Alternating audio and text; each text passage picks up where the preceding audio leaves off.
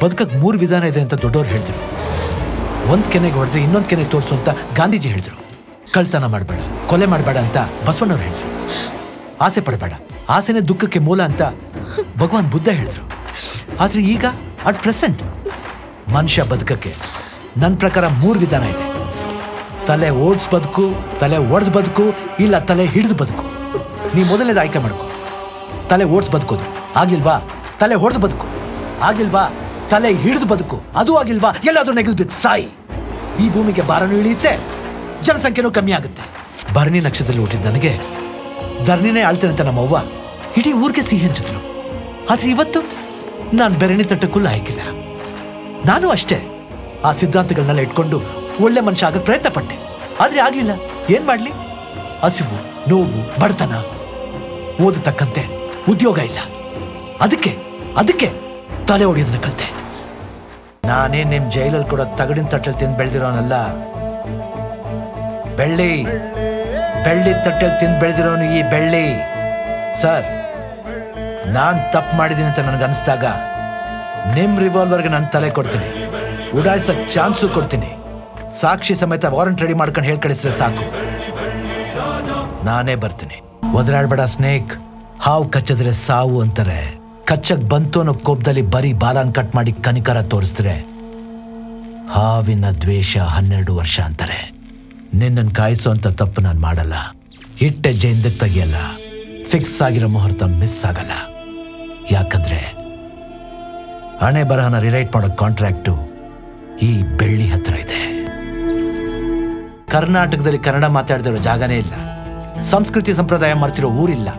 ಬಡತನ ಹೋಯ್ತು ಅನ್ನೋ ಜನಗಳಿಲ್ಲ. ಲಂಚ ಮುಟ್ಟಿರೋ ಅಧಿಕಾರಿಗಳಿಲ್ಲ. ತಪ್ಪು ಮಾಡ್ದಿರೋ ಮನುಷ್ಯ ಇಲ್ಲ, ನನ್ನನ್ನು ಸೇರಿ. ಈ ಬೆಳ್ಳಿ ಮಾಡಿರೋ ತಪ್ಪಿಗೆ ಸಾಕ್ಷಿನೇ ಇಲ್ಲ. ಇನ್ ನೀವೆಲ್ಲಿಂದ ಹುಟ್ಟಾಕ್ತೀರಾ? ಹುಟ್ಟಾಕದೇನು ಬೇಡ. ನಾ ಹೇಳಿದಿಷ್ಟರಲ್ಲಿ ಒಂದನ್ನು ಹುಡುಕಿ ಸಾಕು. ನಾ ಮಾಡಿದ ತಪ್ಪಿಗೆ ಸಾಕ್ಷಿ ಸಿಕ್ತು ಅಂತ ಅರ್ಥ.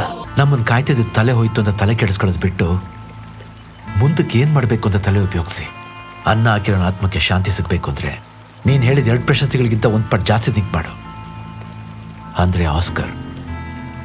ಇಷ್ಟೆಲ್ಲ ಹೇಳಿದ ಮೇಲೆ ನಿಮ್ಗೆ ಅರ್ಥ ಆಗ್ಲಿಲ್ಲ ಅಂದ್ರೆ ಕೊನೆದಾಗ ಒಂದು ಹೇಳ್ತೀನಿ ಕೇಳಿ. ನಾನು ಊರ್ ಬಿಟ್ಟು ಊರು ಬಂದಿದ್ದು ಆಯ್ತು, ನೀರ್ಗಿಳಿದಿದ್ದು ಆಯ್ತು.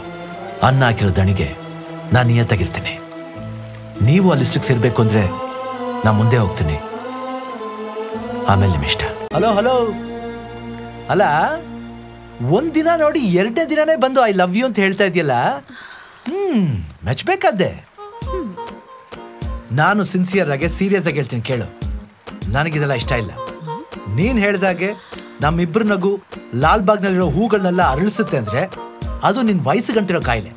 ಒಂದ್ ಕೆಲಸ ಮಾಡು, ನಿಮ್ ಮನೆಯವ್ರಿಗೆ ಹೇಳಿ ಒಂದ್ ಮದುವೆ ಮಾಡ್ಕೊ, ಸಂಸಾರ ಮಾಡು. ಸುಮ್ನೆ ನಂತರ ತಿನ್ಬೇಡ. ಒಂದು ಕೆನ್ನೆಗೆ ಹೊಡೆದ್ರೆ ಇನ್ನೊಂದು ಕೆನ್ನೆ ತೋರ್ಸು ಅಂತ ಮಹಾತ್ಮ ಗಾಂಧೀಜಿ ಹೇಳಿದ್ರು.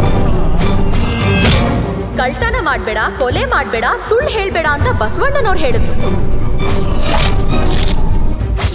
ಆಸೆ ಪಡಕ್ ಹೋಗ್ಬೇಡ, ಆಸೆಯೇ ದುಃಖಕ್ಕೆ ಮೂಲ ಅಂತ ಭಗವಾನ್ ಬುದ್ಧ ಹೇಳಿದ್ರು.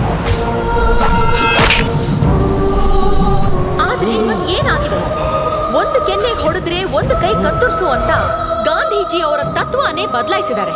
ಕಳ್ತನ ಮಾಡೋದಕ್ಕೆ ಕೊಲೆ, ಆ ಕೊಲೆನ ಮುಚ್ಚಾಕೋದಕ್ಕೆ ಸುಳ್ಳು ಹೇಳ್ತಾ ಬಸವಣ್ಣನವರು ವಚನನ ನಮ್ ಜನ ಮರ್ತೋಗ್ಬಿಟ್ಟಿದ್ದಾರೆ. ಎಷ್ಟೇ ಇದ್ರೂ ಇನ್ನೂ ಬೇಕು ಅಂತ ಆಸೆ ಪಡ್ತಾ ಇರೋದನ್ನ ಅನುಭವಿಸಕ್ಕಾಗದೆ ಕೊನೆಗೊಂದಿನ ಸಾಯೋವಾಗ ಮಾತ್ರ ಬದುಕನ್ನ ನೆನಪು ಮಾಡ್ಕೋತಾರೆ. ಸಂಗೀತದಿಂದ ಗಿಡಗಳು ಬೆಳೆಯುತ್ತೆ ಅಂದ್ಮೇಲೆ ನಕ್ರೆ ಹೂ ಅರಳುತ್ತೆ ಅನ್ನೋದು ಸುಳ್ಳಲ್ಲ. ಅರಳೋದೆಷ್ಟು ಸತ್ಯನೋ ನಿನ್ನನ್ನು ಪ್ರೀತಿಸ್ತಾ ಇರೋದು ಅಷ್ಟೇ ಸತ್ಯ. ನೋಡು, ಈ ನಗು ಹೂವು, ಆ ನಗುವೆ ಹೂವು, ಆ ಹೂವೇ ನೀನು, ನನಗೆ ನೀನು, ನಿನಗೆ ನಾನು. ಈ ಪ್ರೀತಿ, ಪ್ರೇಮ, ಸತ್ಯ, ಸುಳ್ಳು ಇದ್ಯಾವುದು ನಂಗೆ ಗೊತ್ತಿಲ್ಲ. ಅದು ನನಗೆ ಬೇಕಾಗೂ ಇಲ್ಲ. ಒಂದು ಕೆಲಸ ಮಾಡು, ಈ ಕಂದ ಪದ್ಯನೆಲ್ಲ ನಾಳೆ ನಿನಗೆ ಹುಟ್ಟೋ ಮಗುಗೆ ಹೇಳ್ಕೊಡು. ಈಗ ಸೂರ್ಯ ಮುಳುಗೋ ಹೊತ್ತಾಯ್ತು, ಸುಮ್ಮನೆ ಮನೆಗೆ ಹೋಗಿ ಸೇರ್ಕೊ.